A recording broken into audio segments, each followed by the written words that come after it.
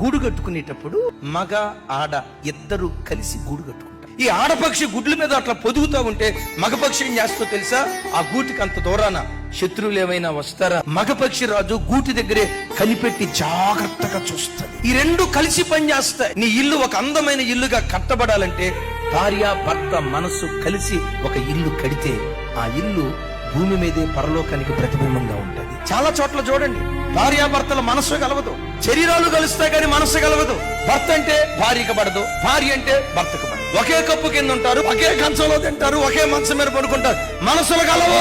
అరే 40 సంవత్సరాల వయసు వచ్చింది, భార్యతో ప్రేమగా ఎలా మాట్లాడాలో ఆ సంస్కారం నీకు లేకపోతే నేనంట నీకు పెళ్ళింది. కుటుంబాన్ని ఎట్లా కట్టుకోవాలి, భర్తతో ఎలా మెసులుకోవాలో ఆ ఇంకిత జ్ఞానం నీకు లేకపోతే రేపు నీ గర్భాన పుట్టిన నీ పిల్లలు రేపు వాళ్ళ భవిష్యత్తు ఏమైపోతే ఎప్పుడైనా ఆలోచించావా? ఎప్పుడు భార్య భర్తలు కలిసి ఒక ఆత్మీయ కుటుంబంగా మన కుటుంబాన్ని కట్టుకుందుము గాక.